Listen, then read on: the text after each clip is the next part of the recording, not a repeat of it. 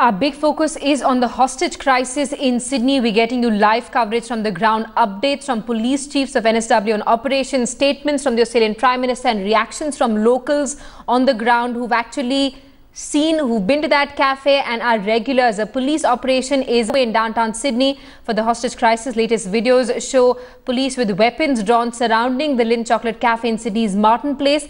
This is the city's financial district where the Reserve Bank of Australia is located, along with several other commercial banks.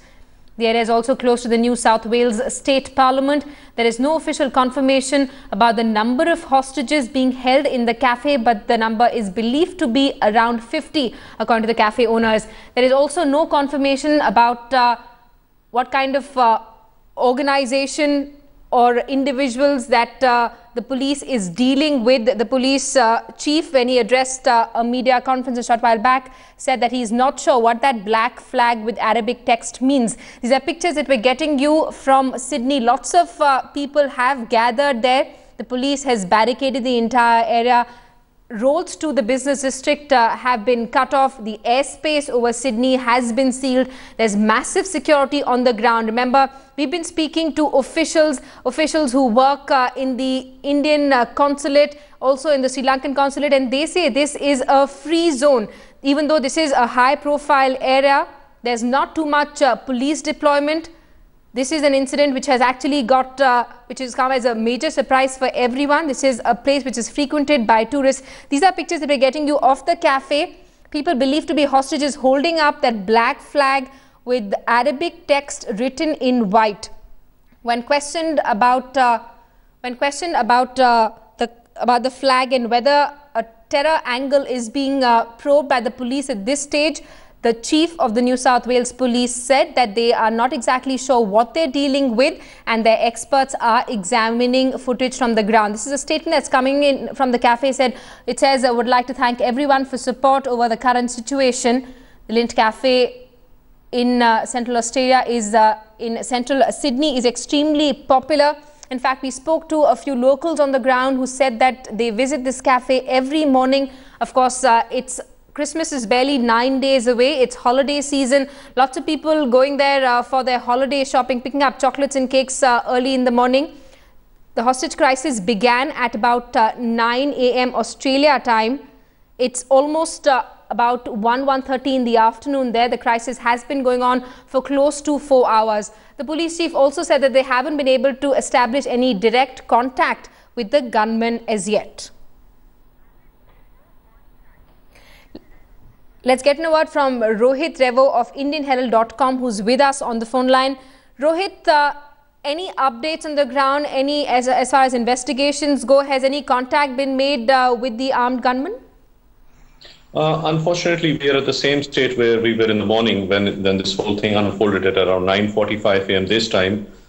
Subsequent to that, we had the police commissioner of New South Wales State, where we live in, Andrew Scipione, who was here, and then we also had the Prime Minister come and attend a press conference. Apart from that, I think they're still trying to find out what is the demand that this hostage, the person who was taking this hostage is terrorist, or we're not sure what he actually wants at this stage. But essentially, the things remains the same. People have been evacuated from that Martin Place. People had to go out for lunch, as you believe, this time of the day.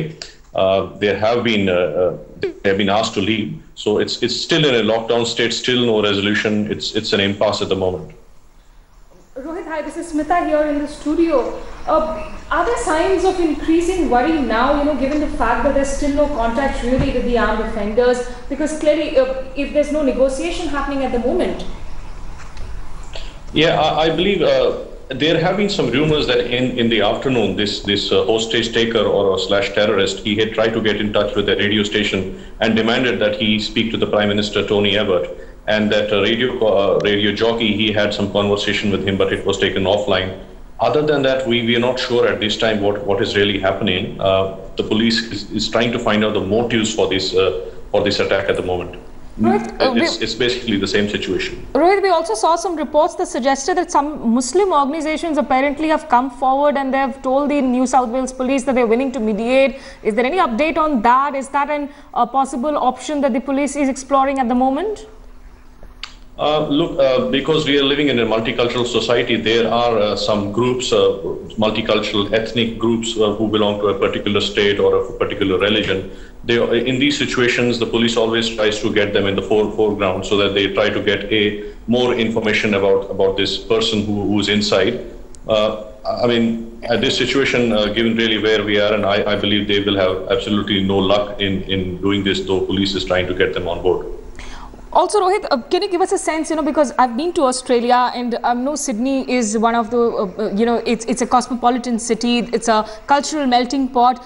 It's not really a high security zone or a barricaded city in a way, it's very free. But were there any sort of inputs in a way, has the Australian police in the recent few weeks been updated about any security possible threats or any radical groups that might be operating out of there?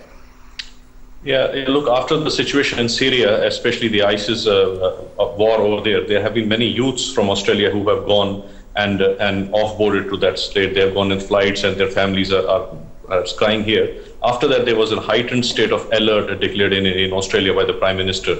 So there is an element that's why police is very cautious, especially the Arabic flag which was displayed in the morning with some message there. So that's precisely the reason why this is being showcased as a terror incident, because all the background information and seems to be related to ISIS supporters at the moment. All right, Rohit, stay on with us now with indications that the hostage situation in Sydney could be related to Islamic extremism. The Grand Mufti of Australia has issued a statement as well condemning the siege in Martin Place. The Grand Mufti has unequivocally denounced such action, saying it had no part in Islam. The statement goes on to say that His Eminence, the Grand Mufti, the Australian National Imams Council and the Muslim community expresses its full support and solidarity with the victims and their families and aspires to a peaceful resolution of this crisis. So, Rohit, what we're seeing is also a clarification coming in from religious leaders, as Smita and you have been talking about. There are interventions probably that are needed at this stage. Interestingly, what you pointed out a short while back was that this person actually contacted a local radio station. The police would be probably in touch with that radio jockey at this stage. It basically shows that there is an attempt being made at trying to send out some kind of message. Yeah, that's right. I think they need oxygen, they need publicity, and that's what the situation is giving them. Since 9:45 this morning, it's been almost 5 to 6 hours, and basically that's the situation where we are in. That exactly, it may be a publicity stunt as well. Absolutely, it's a publicity stunt given the fact that there is a black flag that's being held up. And Rohit, the location of this hostage crisis is also extremely important. It's the heart of the business district. It's right next to the Reserve Bank of India, right next to international offices of consulates of Pakistan, of India, of the United States. These are offices that are basically 3 to 4 blocks away, which means about 300 to 400 meters. Absolutely. It's a very strategic place. There is the US consulate as well, the Pakistani consulate, the Reserve Bank, the New South Wales court, the New South Wales Parliament. So it's a very, very strategic location.